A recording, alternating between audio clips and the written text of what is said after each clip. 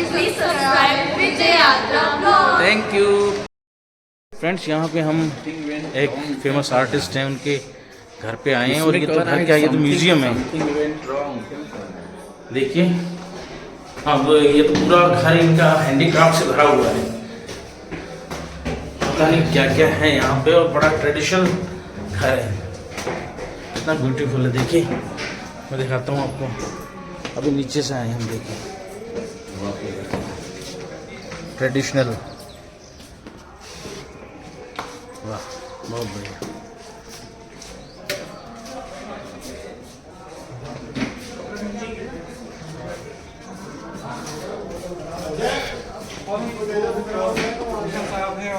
बताया फोन पे आपके बारे में। Thank you so much. अच्छा मिलते हैं जरूर। Thank you. ये ब्रिज ही है और इन्हीं का सारा सेंटर है। बहुत अब आते ही देख रही थी।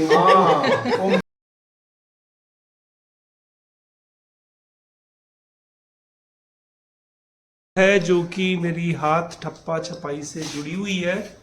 और ये जिस परिसर में, जिस हवेली में आप बैठे हैं, ये बाबा जी की हवेली के नाम से प्रसिद्ध है और ये लगभग 400 वर्ष पुरानी एक हवेली है।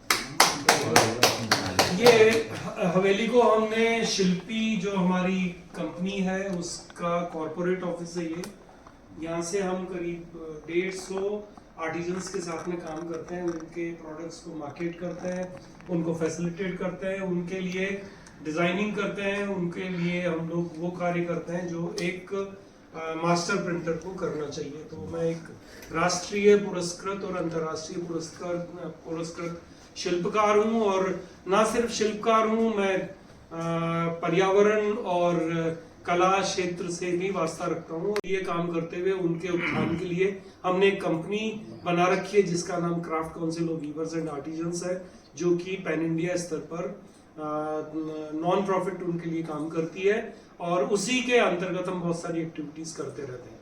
मेरी हार्दिक इच्छा थी कि आप हमारे वर्कशॉप पर, जो कि इंडिगो वर्कशॉप के नाम से जाना जाता है, जो यहाँ से 8 किलोमीटर दूर है, जिसको हमने अपसाइकलिंग के माध्यम से तैयार किया है, और वहां पर हमने मापदंडों को तय किया है कि हम बिना कंक्रीट के, बिना वेल्डिंग के, बिना कोई कार्बन उत्सर्जन किए हम लोग उत्पाद तैयार करते हैं। तो कभी अगली बार आए तो आपको हम दिखाना चाहेंगे कि किस तरीके की वहां पर जगह है। और नील हमारा एक विषय है जो कि हमारी धरोहर रही है, लेकिन वो हमसे विपස්සना की तरह खो गई थी। उसको हम लोग वापस लेकर आए और उसकी फार्मिंग हमने राजस्थान में और पड़ोसी राज्यों में और उसके अलावा अन्यत्र जगह पर उसकी खेती, उसका रंग निकालना और रंग को कपड़ों में और दूसरे तरीकों से दूसरे उत्पादों में अप्लाई करना और उसके बारे में टेस्टिंग प्रणाली को तय करना, ये सब कार्य मैंने पिछले 9 वर्षों में अपने ध्यान और तपस्या से इस कार्य को किया है। और आज हम राष्ट्रीय स्तर पर एक ऑर्गेनाइजेशन की तरफ जा रहे हैं जो भारत सरकार के वस्त्र मंत्रालय के साथ में आने वाला है, जिसमें हम एक पोर्टल बनाने के लिए जा रहे हैं, जिस पर इंडिगो से संबंधित जितने एक्टिविस्ट हैं, वो चाहे फार्मर्स हैं या वो यूजर्स हैं, वो सब लोग उस एक पोर्टल पर होंगे, एक दूसरे को जानने पहचानने के लिए ट्रेन करेंगे। सांगानेर है, उससे मात्र 2.5 किलोमीटर की दूरी पर है, एक बहुत पुराना कस्बा है, और ये आमेर रियासत का एक हिस्सा ठिकाना हुआ करता था। सांगानेर जो कि सांगा बाबा के द्वारा बसाई गई 800 वर्ष पुरानी स्थल है, और ये स्थल जो है वो सांगा जी के द्वारा बसाया गया। और सांगा बाबा जो है वो एक देवता तुल्य रहे हैं। जब वो पैदा हुए थे तो उनके दांत थे, तो तभी से देवता तुल्य माने गए हैं।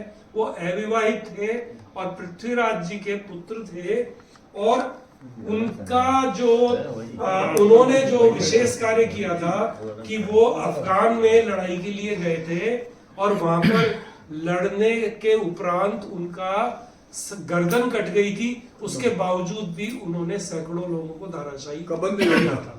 कबंध परंपरा है जी। अच्छा, तो नागेश्वर बगीची है, और उसके अतिरिक्त उनके साथ में भोलिया जी पास में है। तो वो उनकी रक्षा के लिए होते हैं। ये पौराणिक मंदिर है, उनकी उसकी अपनी परंपराएं हैं, उनके अपने गीत गायन है, और उनके साथ में सालाना वहां पर एक मेला पड़ता है, उस मेले में उनके गुणगान किए जाते हैं। सांगानेर जो कि वॉल सिटी और जहां पर की बुर्ज और कंगूरे और 5 यहाँ पर गेट है, जिसमें कि यहाँ का एक दरवाजा जिसको दोसा दरवाजा बोला जाता है, वो 1980 की बाढ़ में बह गया जी। और उसके अतिरिक्त यहाँ पर जयपुर दरवाजा, यहाँ पर मालपुरा दरवाजा, चाकसू दरवाजा, और उसके अतिरिक्त एक दरवाजा वो होता था जिसको बिचून दरवाजा बोलते थे, वो भी हम खत्म हो गया। नहीं, बिचून है। और ये जो जिस जगह पर बैठे हुए हैं, जहाँ से आप अंदर घुसे थे, जो जगह है उसको बाबा जी की हवेली बोला जाता है। और ये जो जिस रास्ते में आप आए, इसको जोरी बाजार बोला जाता था। ये जयपुर गेट से अंदर घुसता था और ये पुराने थाने की तरफ जाता था, और उसके अतिरिक्त यहाँ आज का जो हॉस्पिटल है उस हॉस्पिटल तक जाता था। इसके बीच में जैसे ही हम जयपुर दरवाजे से अंदर घुसते हैं, वहां पर राजघराने का रहने का स्थान हुआ करता था। आजकल वहां पर खादी का जो है प्रशिक्षण केंद्र था, वो भी अब नष्ट भ्रष्ट हो गया है। तो सांगानेर एक ऐसा रमणीक स्थान था जहां पर की बहुत सारी बगीचियां थी, जिसमें कि मोहनबेरी, रामबेरी, श्यामबेरी और सीलीबेरी। सीलीबेरी का मतलब था कि बेरी जो कुएं का पानी था वो बहुत ठंडा होता था। तो इस तरह की बेरियां होती थी, वहां पर ठंडाई उठती थी, वहां पर खेल कूद होते थे, वहां पर नहाना धोना होता था, और उन्हीं से पानी निकालकर हम लोग अपने छपाई कार्य के लिए उपयोग किया करते थे। इसके अतिरिक्त क्योंकि छपाई का कार्य जो है, छपाई और कागज सांगानेर के विशेष 2 पहलू है जो कि सांगानेर की पहचान है, अंतरराष्ट्रीय स्तर पर इसकी पहचान है। सांगानेर जिनके नमूने आपको 16वीं 17वीं सदी के म्यूजियम्स में मिलते हैं। आपको एल्बर्ट म्यूजियम लंदन में, रिस म्यूजियम एम्स्टर्डम में, और अनेकों अनेक म्यूजियम्स में, इवन जयपुर के सिटी पैलेस में और एल्बर्ट म्यूजियम में और दिल्ली के नेशनल म्यूजियम में यहाँ के नमूने दिखाई देते हैं। तो सांगानेर अपने आप में कह सकते हैं कि दुनिया में अपने आप में अपनी तरह का एक पहचाने जाने वाला एक टेक्सटाइल क्लस्टर है, जो कि प्राकृतिक रंगों के और प्राकृतिक संसाधनों पर आधारित होता था।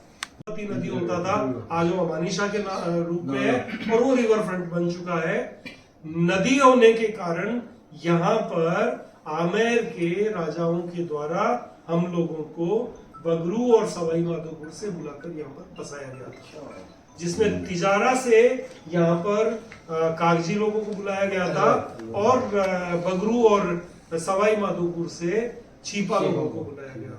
तो ये जो भूमि है, इस भूमि में जल और वायु और भूमि में ऐसी विशेषता है कि यहाँ के जो रंग है वो चटक रंग आते हैं, पक्के रंग आते हैं, और लाइफ लॉन्ग जीवित रहने वाले रंग होते हैं। तो ये जो कहानी है, ये कथा है, ये इस बात से भी आपको देखने को मिलती है कि 700 वर्ष पुरानी यहाँ की वास्तुकला है।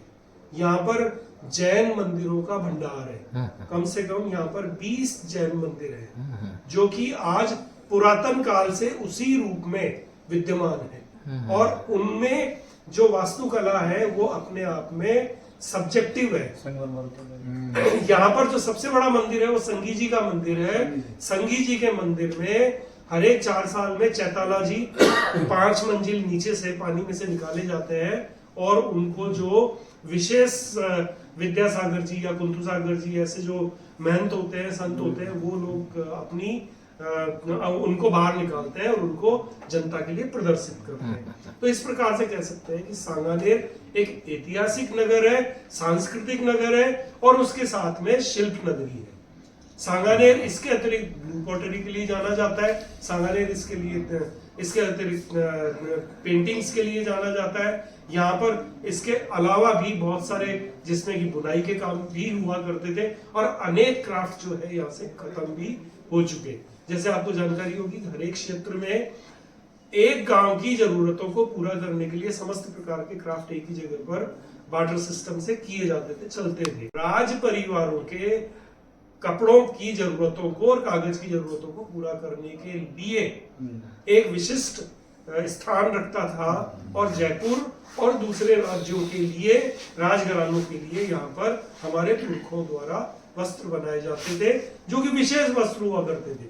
क्योंकि वस्त्र तो सभी पहनते हैं, लेकिन राज परिवारों के लिए विशेष रूप से वस्त्र तैयार किए जाते थे, जिनमें 15-15, 20-20 रंग के छापे हुआ करते थे। कहा जाता है कि यहाँ पर 300 वर्ष पहले खत्री लोग थे जो कि यहाँ पर काम करते थे, लेकिन किसी वजह से कोई बीमारी आई और वो लोग यहाँ से वापस चले गए। तब हम लोगों को जयपुर जब बसाया गया, तब हमको यहाँ पर बगरू और दूसरी जगह से बुलाया गया। मेरे पिताजी के पिताजी यहाँ पर, या उनके पिताजी यहाँ पर आए थे और उन्होंने अपना कार्य यहाँ पर शुरू किया। तो इस प्रकार से सांगानेर के जो मोटिव्स हैं वो पूरी दुनिया में प्रसिद्ध हैं, और इस स्किल के साथ में छापे जाते हैं। और इस तरह के मोटिव्स हैं जो कि सोल्जर्स की तरह बैठे रहते हैं, और हर एक मोटिव का एक नाम होता है, हर एक मोटिव किसी विशेष जाति विशेष के लिए होता है, हर एक मोटिव किसी उत्सव के लिए होता है, किसी अच्छे हो या बुरे मौके के लिए होता है। और इसके साथ में वो सारे मोटिव्स जो है कोई भी कंटेम्पररी नहीं हुआ करते थे, वो सारे प्रकृति द्वारा प्रदत्त होते थे, जिसमें सब्जियों से, फूलों से, फलों से, पक्षियों से, इनसे वो सारे मोटिव्स लिए जाते थे। क्योंकि प्राकृतिक रंगों का प्रयोग होता था, तो इसमें हम लोग जो है छिपा लोग नीले रंग का काम नहीं करते थे, क्योंकि नीला रंग जो है वो फर्मेंटेशन से तैयार होता है।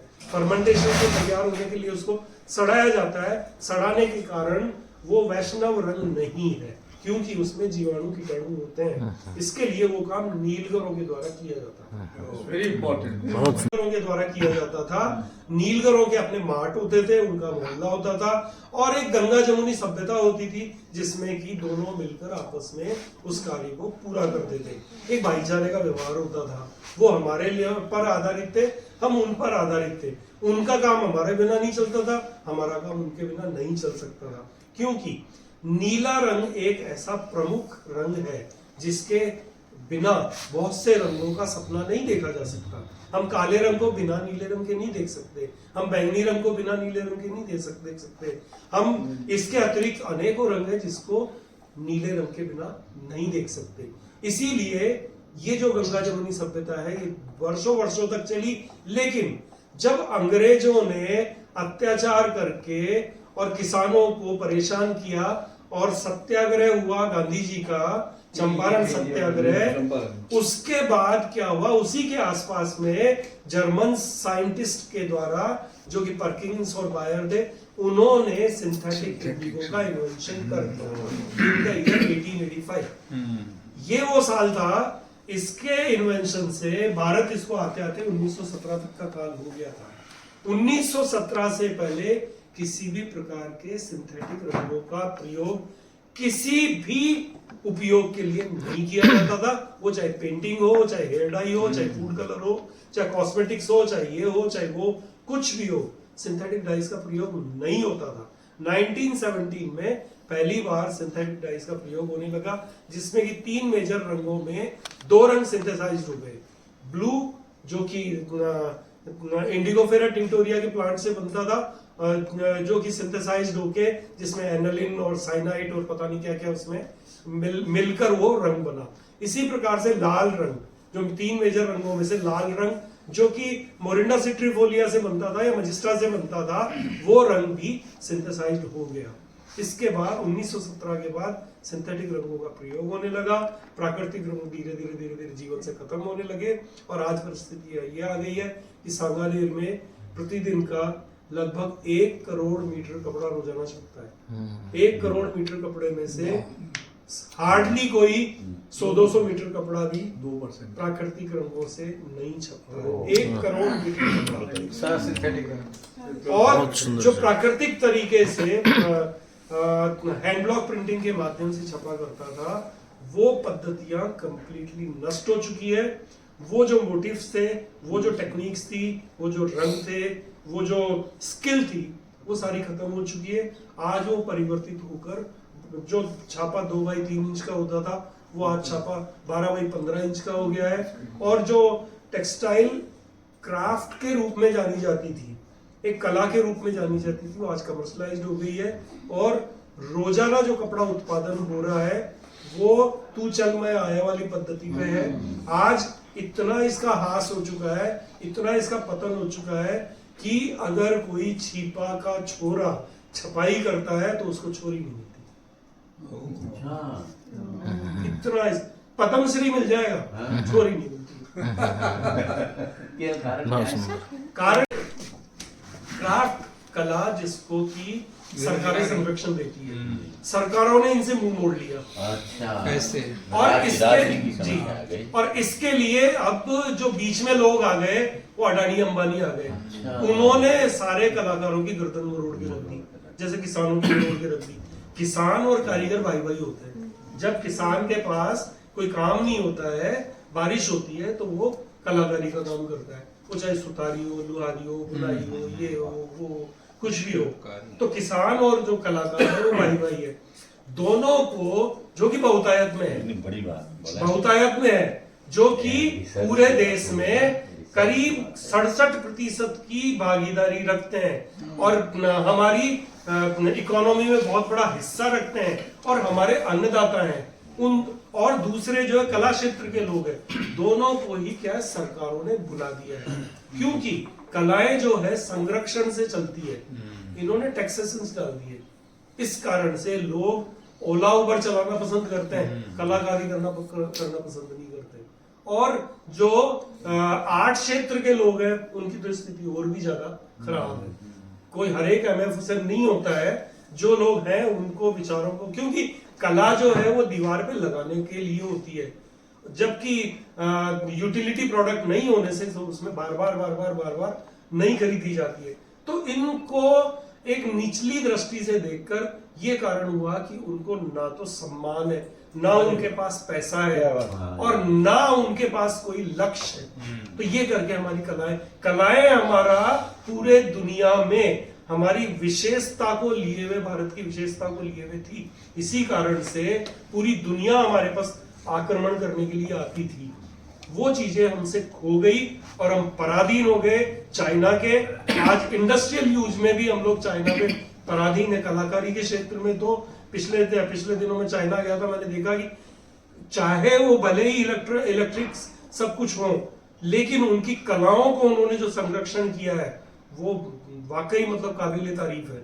जो कलाएं थी उनको जी सर, उन्होंने उन कलाओं को संरक्षण दे रखा है, उनके लिए अभयारण्य बना रखे हैं, रिजर्व बना रखे हैं, उनको कंप्लीटली टैक्सेशन से बिल्कुल छूट दे रखी है और उनको प्रमोशनल एक्टिविटीज में उनको प्रमोट करते हैं। रंगों का इन द ईयर 1990 प्रयोग किया था, उसमें 65 रंगों का इंग्रेडिएंट्स का प्रयोग हुआ था। करीब उसमें 300 मोटिव्स का इस्तेमाल हुआ था और 16 उसमें साड़ी के लेआउट्स बने थे। सिल्क पर ब्लॉक प्रिंटिंग का एक अजूब नायाब नमूना था, जिस पर मेरे को बुलाकर प्रेसिडेंट अवार्ड दिया गया था। अभी तो क्या लोग अवार्ड्स खरीदते हैं, मेरे को ढूंढकर अवार्ड दिया गया and it was in the year 1990। कौन से प्रेसिडेंट सर? शंकर दयाल जी। ये जो सबसे बड़ी बात होती है ना, जो हम लोग विश्वास बोलते हैं, विश्वास में क्या होता है, लोग बोलते हैं कि और ultimately she came up with some idea.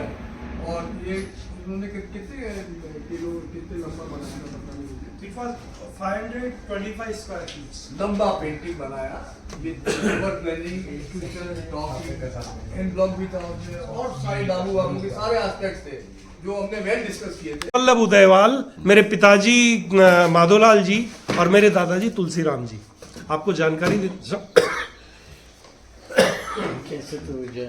देना चाहूंगा कि क्वालिटी प्रोडक्ट बनाने के लिए हमारे परिवार को जाना पहचाना जाता रहा है, आज से नहीं पीढ़ियों से। और हटवाड़े में जब हम सामान बेचने जाते थे तो वहां पर कोई अच्छा खरीदारी करने के लिए आता था कि नहीं मेरे को पैसे की परवाह नहीं है, मेरे को अच्छा चाहिए। तो मेरे दादाजी का हड़प जो है सबसे 1 रुपया ज्यादा बिका करती थी। हटवाड़ा में जितने दूसरे लोग आए उनसे 1 रुपया हमको ब्रांडिंग का ज्यादा मिलता था। हर एक प्रोडक्ट पर ब्रांडिंग होती थी, उसमें प्रिंटर का नाम लिखा जाता था। तुलसीराम प्रहलाद राय, उनके पिता और बेटे का नाम लिखा जाता था। और छींट के दोनों तरफ 10 सेंटीमीटर की सूत लगाकर जगह छोड़ी जाती थी ताकि उसको कोई काट नहीं सके, कोई छोटा नहीं कर सके, कोई सैंपल नहीं ले जा सके। इवन हमारे यहाँ पर जब कोई फेटा खरीदने आते थे गुजर लोग या अंग वस्त्र जिसको हम दुपट्टा या गमछा बोलते हैं, तो उनको घर में नहीं घुसने दिया जाता था, क्योंकि कहीं पर वो हमारी कलाकारी को ना ले जाए। तो ऊपर बाल्टी में जो है कपड़ा पटक कर डालकर नीचे भेज दिया जाता था, वो पैसा डाल देता था, सामान ले लेता था। ऐसी प्रथाएं, ऐसे इवन जैसे यहाँ पर कागज उद्योग था, कागज उद्योग में भी घर के अंदर या कारखाने में किसी को घुसने नहीं है, कारखाने तो होते ही नहीं थे, घर में ही सब कुछ होता था। तो इसकी परंपराएं हुआ करती थी। उनके कुछ अच्छी बातें भी थी, बुरी बातें भी थी। आज हम पिताजी को पूछते हैं कि भाई आपने अपने किए हुए काम के रिकॉर्ड्स को क्यों नहीं रखा, आज हमको देखने जी 94। हम उनको पूछते हैं कि आप आपने जी हमारी कम्युनिटी में वो सबसे एज ओल्ड है, तो मैं कई बार उनसे पूछता हूँ कि आपने अपनी चीजों को प्रिजर्व क्यों नहीं किया, कंजर्व क्यों नहीं किया। वो बोलते हैं कि हमने कभी इनको कला की दृष्टि से देखा ही नहीं, हम तो ये तो मानते थे कि हमारे रोजगार का साधन है, इससे धन कमाया जाता है और रोटी खाई जाती है, इससे ज्यादा वो नहीं समझते थे। उनको इनफैक्ट उनको जो अवार्ड मिला, वो अवार्ड की भी प्रोडक्ट पीस को उन्होंने बेच दिया। उनको मतलब कि कोई आया उस समय उसके उन्होंने 50 रुपए मांगे, 50 रुपए उन्होंने, अरे 50 रुपए कोई खरीदेगा क्या ये, उन्होंने ऐसे करके मतलब अड़े मार दिए कि 50 रुपए, वो सामने अंग्रेज ने खटाक से 50 रुपए निकाल दिए। कल की एक बना के हम लोग धीरे धीरे बात रहता है, वो बात कर रहे हैं।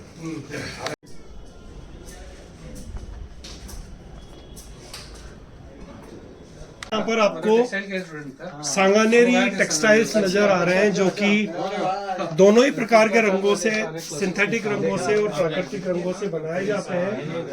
यहाँ पर विशेष तौर पर आप देखेंगे कि ये जो नीला रंग है, ये नीला रंग प्राकृतिक नीला है, जो कि पौध आधारित है। पौध से इंडिगोफेरा टिंक्टोरिया प्लांट से ये नीला रंग बनाया जाता है। कौन सा प्लांट? इंडिगोफेरा टिंक्टोरिया, ये बोटानिकल नेम है, अन्यथा इसको नील बोला जाता है। इंडिगो, जिसको अंग्रेज लोग सही से उच्चारण नहीं, जो थोड़ा हड़प्पा के काल में वहां पर उन्होंने इसको इंडिगो नाम दिया और इंडिया इंडिगो से ही नाम पड़ा। ये रंग जो कि मोस्ट सस्टेनेबल कलर है, इसके पानी को ड्रेन नहीं किया जाता है। अच्छा। इसके बड़े कुएं होते हैं, उन कुओं में रंग पड़ा रहता है और रंगाई की जाती है। क्या बात है। मतलब इस पानी को फेंका नहीं जाता। अच्छा। तो इसका मतलब ये मोस्ट सस्टेनेबल कलर है, कंप्लीट कलर है, बिना ऊर्जा के रंग बनता है और उसके साथ में ये रंग मेडिसिनल वैल्यूज का काम करता है। वाह। ये रंग अपने आप में एक महान रंग है, कूल कलर है, लविंग कलर है, और ये रंग प्रकृति प्रदत्त प्लांट से मिलता है, जो कि ट्रीज को काटने की जरूरत नहीं होती। एक श्रब होता है जो खेतों में पैदा होता है। तो आपको ये जो अधिकतम उत्पाद जो नीले दिखाई दे रहे हैं, ये नील से बनाए गए। ये टाई एंड डाई है या प्रिंट है? शिबोरी है ये, टाई एंड डाई। बहुत सुंदर। नहीं कोई नहीं। अभी सर हम लोग हैं, मैं मंडे शाम को जा रहा हूँ, कल जाकर मंडे को दोबारा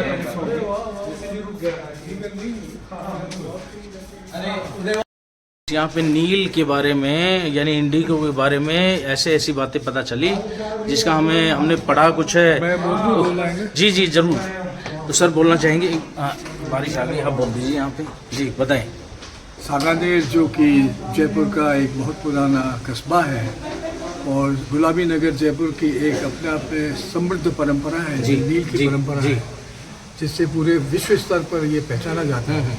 उसी नगरी के एक छोटे से अंचल में शिल्पी नाम की संस्था में हम लोग यहाँ हैं और मेरे फोटोग्राफर मित्र इसको वीडियो बना रहे हैं। तो अपना नाम बताइए, नाम मेरा बताइए। अशोक आत्रे जी। और एक नीलोद्भव के नाम से आज हमने परिचर्चा की नील पर, नील की संभावनाओं को लेकर के, नील के पास्ट को लेकर के, नील के फ्यूचर को लेकर के चर्चा बहुत ही लाभदायक रही और बहुआयामी रही और हम चाहते हैं कि इसका अधिकतम लोग इस चर्चा का लाभ उठाएं। Welcome, thank you very much. Thank you sir, धन्यवाद। नीलोद्भव, थैंक यू वेरी मच। विजय यात्रा ब्लॉग को लाइक एंड सब्सक्राइब कीजिए और इसे ज़्यादा से ज़्यादा प्रमोट कीजिए। वाह।